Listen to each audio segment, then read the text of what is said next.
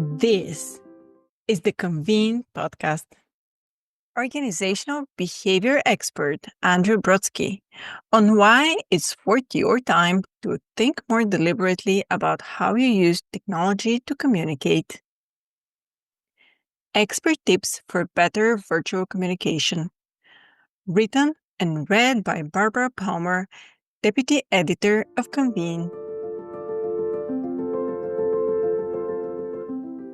Humans have been interacting with each other in person for 100,000 years, points out Andrew Brodsky, the author of the newly released Ping, The Secrets of Successful Virtual Communication. Compared to the amount of time that we've been emailing each other or having Zoom or team video calls, that's minuscule. Brodsky, a management professor at the Macomb School of Business at the University of Texas, told Convene, "We're only just starting to scratch the surface of how to use these technologies effectively," he said. "And the better we get at it, the more that we practice it, the more effective that it will become with time." One of the key recommendations Brodsky makes in Ping is to understand that when it comes to communicating, whether by video calls, audio, email, text, or in person, context is everything. "There is no single best mode," said Brodsky, whose PhD research at Harvard Business School studied how technology alters communication. "There are benefits to each mode," he said, "and they work better in different contexts. And although many people simply default to their favorite communication modes without thinking about them, understanding their nuances and making deliberate decisions about when and how to use them brings rewards," Brodsky added. "Thinking about the strengths of each and when it could best be used and how you can improve at it can make you a far more effective communicator." Convene asked Brodsky about a few topics that consistently come up when people talk about virtual communication.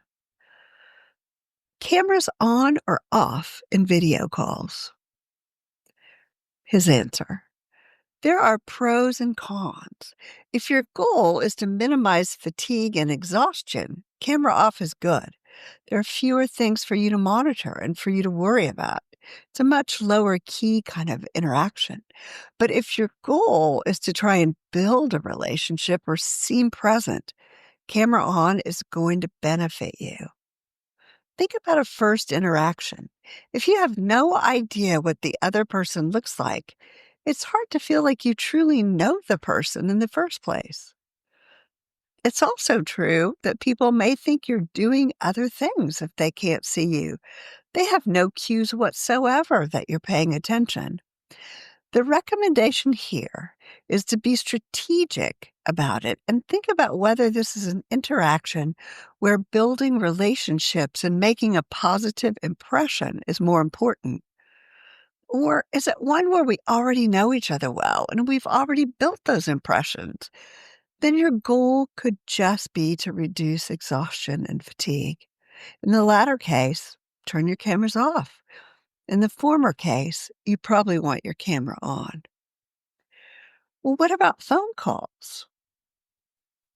It's funny because a lot of people hate the telephone, but if you were to ask them to say what kind of meeting is their favorite, they would say cameras off, audio only. There isn't something hugely different about phone versus cameras off meetings, aside from the fact that phone calls are often not scheduled, and thus they're a lot more interruptive, which, in a large part, is what people dislike. It's not like an instant message or email where you can reply at your leisure, or a meeting that's scheduled beforehand where you're aware of it. It's one of those synchronous interruptive interactions, which is a lot of what is likely to cause that frustration. Okay, video or audio call? How to decide? A lot of the time, we just ask ourselves, what is the best mode for me in this situation? But one of the most effective things you can do is to simply ask the other person what mode they prefer. There's two advantages to this. One, you'll end up including a lot more people who may have personal reasons for preferring certain modes. And two, people are going to like interacting with you a lot more and are going to do so more in the future if you're communicating in the mode they like.